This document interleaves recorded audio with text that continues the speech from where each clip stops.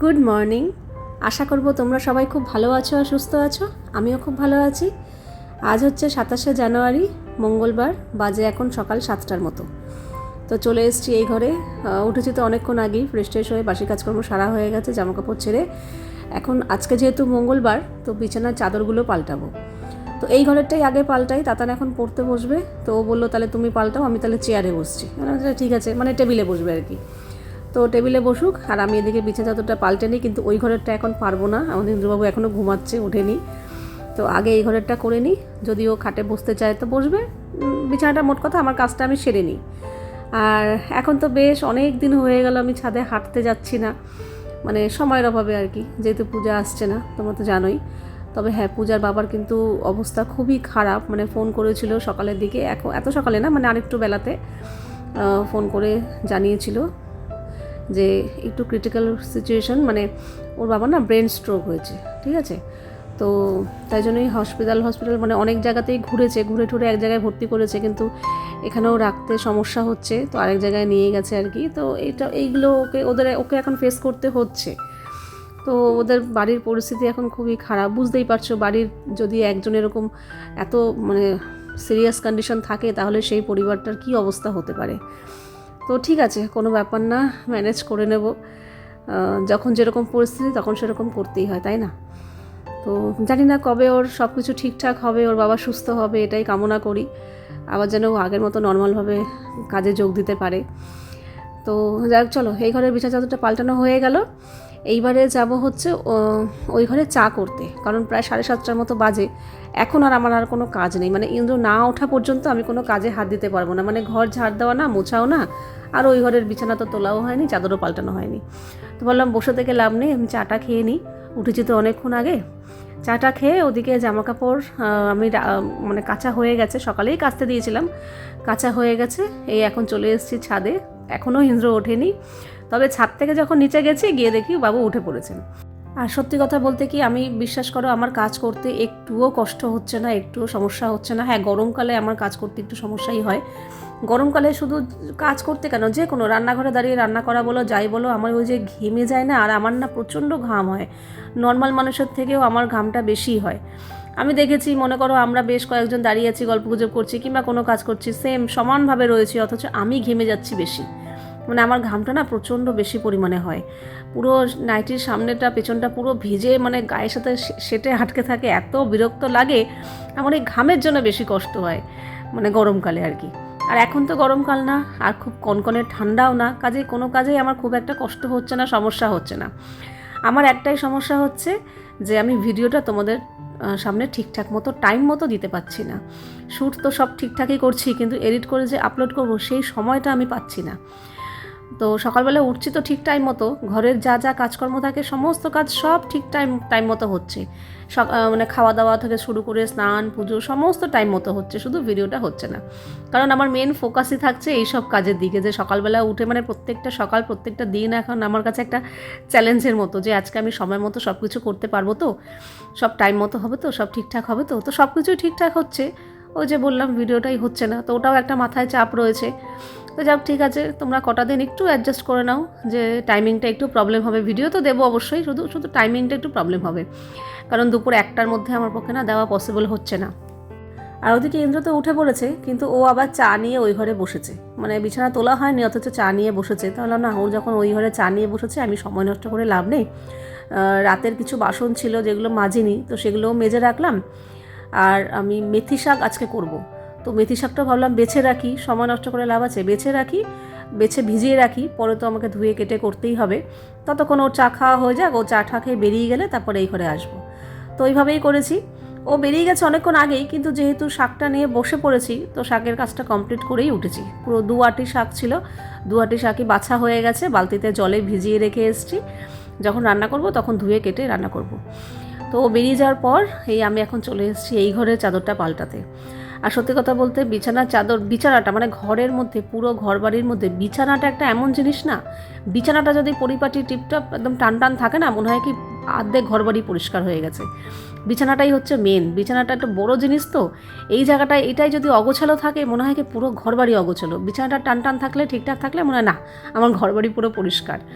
আর যেদিনকে চাদর পাল্টাবো সেদিনকে তো মানে কোনো কথাই নেই, এত ফ্রেশ লাগে, এত ভালো লাগে, মানে কি বলবো। আমি তো কিছুক্ষণ তাকিয়েই থাকি, কিছুক্ষণ বসি, কিছুক্ষণ হাতটা দিয়ে চাদরের ওপরটা দিয়ে বোলাই, মানে এত ভালো লাগে আমার নতুন মানে কাঁচা চাদর পাতার পর।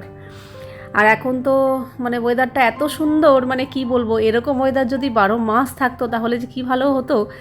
না বেশি গরম, এত কাজ করছি কোনো ঘেমে যাচ্ছি না, ঘাম নেই, আর না আছে কনকনে ঠান্ডা, একদম দারুণ ওয়েদার। সকালের দিকে আর রাতের দিকে একটু ঠান্ডা পড়ছে, যখন থেকে রোদ উঠছে, মানে মানে একদম সুন্দর সূর্যমামা একদম ঝলমলিয়ে যখন উঠছে, একদম ভালো গরম পড়ছে। আর ঘরে রোদও আসছে, তো বালিশগুলো একটু জানলা দিকে রোদে দিয়ে দিলাম, দিয়ে এবার হচ্ছে মেন কাজ। মোটামুটি ঘর বাড়ি সব পরিষ্কার হয়ে গেছে, মানে গোছানো আর কি, বিছানা টিছানা বাসনপত্র যা যা ছিল সবই হয়ে গেছে। এইবার হচ্ছে আসল কাজ, ঘরটা ঝাড় দেবো আর ঘরটা মুছবো। তো ঘর ঝাড় দেওয়া আর মোছার মধ্যে ঘর ঝাড় দেওয়াটাই হচ্ছে আমার পক্ষে সমস্যা বলেইছি। তবে জানি না কেন তোমাদের মধ্যে একজন সেদিনকে বলছিলে যে তোমার ঘর ঝাড় দিয়ে হাঁচি কাশি হচ্ছে না, তার কারণ তুমি সকালবেলা প্রতিদিন এক্সারসাইজ করছো তাই জন্য। তো হতে পারে, জানি না কেন। তো সত্যিই কথা তাই, ঝাড় দেওয়ার পর যে হাঁচি টাচি হয় এই কদিন ধরে, কিন্তু আজকে একদিন তো না, অনেক দিন হয়ে গেল, তো আমার কিন্তু কোনো রকম সমস্যা হচ্ছে না। তবে হ্যাঁ, ঝাড়টা দিতে আমার একটু বিরক্তই লাগে, ঝাড় দেওয়াটা হয়ে গেলে মনে হয় না মানে আসল কাজটা হয়ে গেল। প্রতি বছর একটি শিক্ষামূলক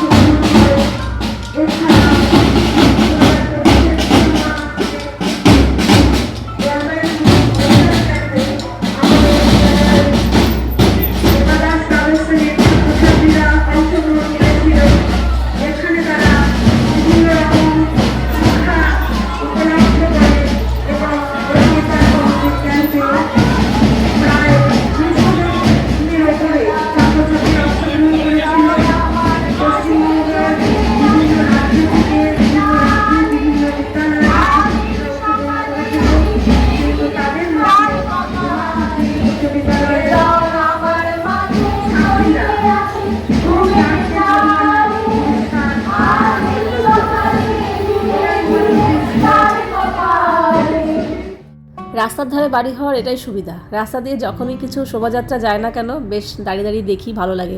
সে বিয়ে বাড়ি হোক আর যাই হোক, তারপর পুজো যখন শেষ হয়ে যায়, পুজোর পরে বিসর্জন হয়, তখনও আমাদের বাড়ির সামনে দিয়ে বেশ শোভাযাত্রা যায়, বেশ ভালো লাগে দেখতে, বারান্দা দাঁড়িয়ে দাঁড়িয়ে দেখি। তো এখন একটা স্কুলের একটা কিছু প্রোগ্রাম গেল, কি হলো আমি একটু বুঝলাম না, কিন্তু স্কুল থেকেই কিছু একটা হয়েছে, সেটাই গেল।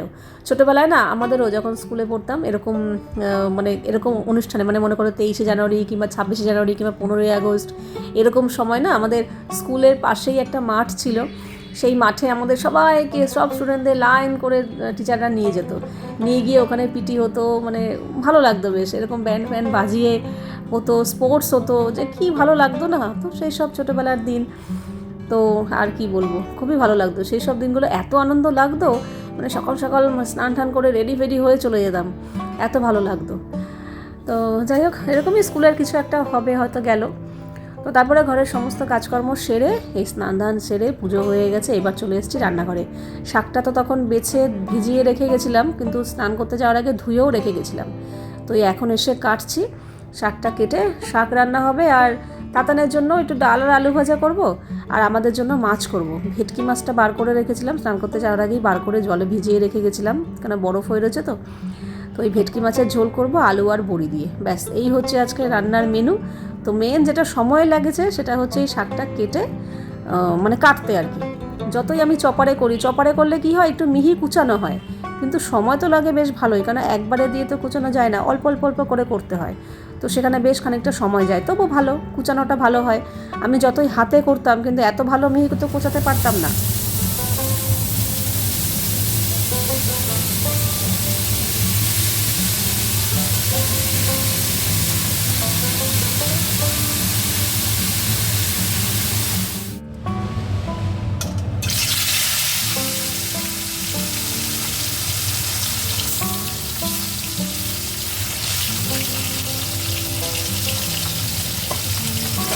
রান্নাবান্না সেরে রান্নাঘর পুরো পরিষ্কার করে নিয়েছি, রান্নার পরে যেটুকু বাসন কোসন বেরিয়েছিল, কড়াই টড়াই সবই মাজা ঘষা হয়ে গেছে। আর এদিকে তাতান খেতে বসে পড়েছে, ডাল আর আলু ভাজা ওর খাবার, আর মেথি শাক ভাজা করেছিলাম, এই যে।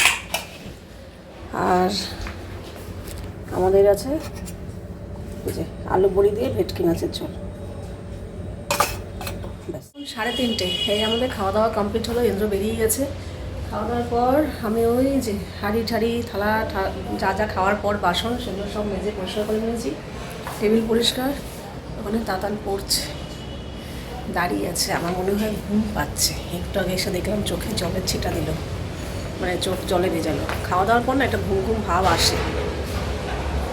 তো সব কাজ তো টাইম মতো হয়েছে, সবই ঠিক আছে। আমাদের এখানে রাস্তা পিচ হচ্ছে, কিন্তু আমার ভিডিও এডিট হয়নি, জানো তো। এখন বসবো এডিট করতে, আপলোড করতে 3:30 বাজে। তো আশা করছি 5টা 5:30টার মধ্যে দিয়ে দিতে পারবো। তো যেই কদিন এই পূজা না আসে, এই কটা দিন তোমরা একটু অ্যাডজাস্ট করো। কারণ আমি যদি টাইম মতো 1টার সময় ভিডিও দিতে যাই, তাহলে আমার এদিকে রান্নাবান্না সমস্ত পিছিয়ে যাবে, এদের খাওয়া দাওয়া গণ্ডগোল হয়ে যাবে সব। কাজেই এদিকটা সব সেরে নিয়ে তারপরে এই এখন যদি আমি এডিট আপলোডটা করি তাহলে ঠিক আছে। চলো এবার বসি। 2-3 দিন ধরে দুপুরে একদমই ঘুম হচ্ছে না, কারণ সমস্ত কাজ করতে হচ্ছে তো। আর এডিটের কাজটা আমি করতে পারছি না দিনের বেলা, আমাকে সেটা দুপুরবেলা করতে হচ্ছে। কালকে ঠিক মতো দিতে পেরেছি, কারণ পরশুদিন রাত্রেবেলা আমি কোনো রান্নাবান্না করিনি, রাত্রেবেলা বসে বসে এডিট করে রেখেছিলাম। এবার রোজ তো রাত্রেবেলা এরকম ফ্রি থাকে না, রান্নাবান্না করতে হয়, কাজকর্ম থাকে। এবার আজকে খেয়ে দিয়ে উঠে তখন কটা বাজে, 3:30 বাজে, এডিট করতে বসেছি। 5:30টার সময় ভিডিও আপলোড করেছি। করে এবার তারপরে কি আর শোয়ার সময় আছে? তারপরে তো সন্ধ্যাই হয়ে যায় 5:30টার পরেই। তো তারপরে আর একটা সময় ভাবলাম বসে আছি, একটা শর্টসও আপলোড করে রেখেছি, সকালবেলা হবে পোস্ট। তো এই করতে করতেই গেল। এই এখন এসেছি রান্নাঘরে, কিছু জামা কাপড় ছিল সেগুলো ভাঁজ করলাম, সন্ধ্যাবাতি দিয়েছি। তো আলস্য না করে রান্নাঘরে চলে এসেছি, রান্নাটা রেডি করে রাখি, তারপর যদি সময় পাই তাহলে এডিট করতে পারবো। আর বিকেলের দিকে কি ঠান্ডা লাগছিল, মানে শীত করছিল, মনে হচ্ছিলো কি কম্বলটা গায়ে দিয়ে শুই। ওই যখন 4টে 4:30 বাজে ওই সময় কি ঘুম পাচ্ছিল, চোখ এরম ভেঙে আসছিল, শীত করছিল, মনে হচ্ছিলো কি ধুম সব ফেলে রেখে কম্বল গায়ে দিয়ে শুয়ে পড়ি। হলো না, এটা করলে চলবে না। তো তখন এইটা করেছিলাম, কিন্তু এখন আবার যেই দেখছি একটু টুকটাক কাজকর্ম করেছি, এখন আবার এটা পরে গরম লাগছে। এটা খুলে ফেলবো এক্ষুনি গিয়ে। আর তাতানা আজকে কী করেছে জানো? ওকে জামা কাপড় আনতে বলেছি, যখনই জামা কাপড় আনতে যায় আমাকে জিজ্ঞাসা করে কোথায় মেলেছো, কটা দড়িতে, কোন দড়িতে বলে। আজকে জিজ্ঞাসা করেনি, ভাইয়ের সাথে গেছে ছাদে। যখন ও ছাদে যাচ্ছে তখন তোজো ছিল। এবার ওর সাথে গল্প করতে করতে জামা কাপড় তুলেছে। আমার আসল জিনিসটা, যেটা জন্য ওকে তাড়াতাড়ি করে পাঠালাম যে তাড়াতাড়ি যাস, এক শাড়িটা মেলে এসেছি, শাড়িটার বেশিক্ষণ রোদে থাকলে জ্বলে যাবে, ও সেটাই তোলেনি জানো। আর আমি খেয়ালও করিনি, ও তো এনে সব চেয়ারের উপর রেখে দেয়। আমি এখন সন্ধ্যাবেলা ভাঁজ করতে গিয়ে দেখছি শাড়িটাই নেই। আমি বলছি কিরে শাড়িটা কোথায়? তখন বলে কই আমি তো কোনো শাড়ি আনিনি। আমি তোকে বললাম না যে শাড়িটা মেলে এসেছি, রোদে জ্বলে যাবে। ওই যে ভাইয়ের সাথে গল্প করতে করতে তুলেছে, বলে আমার তো খেয়াল নেই। সেই শাড়ি আমি এখন সন্ধ্যাবেলার পর গিয়ে নিয়ে আসলাম ছাদ থেকে। ভাবো তো, সারাদিন এই রোদে পুড়ে চলে একদম আমার শাড়িটা পুরো শেষ। কি বলবো আর, ওইটুকু শাড়ি শোকাতে এতক্ষণ লাগে, ঘন্টাখানেক, মানে কিছুক্ষণ থাকলেই শুকিয়ে যায়। সেখানে অনেকক্ষণ ছিল তবু ঠিক আছে, সারাটা দিন আমার যে কেমন লাগছে না, মানে কি বলবো। কড়াই আমিই মাজছি, তো আজকে এই কড়াইতে রান্না করি। অল্প একটু রান্না তো হয়ে যাবে। এই কড়াইটা আমার খুব পছন্দ, মানে খুব শখের একটা কড়াই, তার জন্য খুব কম ব্যবহার করি। আজকে একটু করি এই কড়াইতে। এই যে এখানে আলু, কড়াইশুঁটি, টমেটো, কাঁচা লঙ্কা রেডি করে রেখেছি। ধনে পাতাটা ভিজিয়ে রেখেছি, ধোবো, লাস্টে দেবো। এই দিয়েই একটা তরকারি হবে।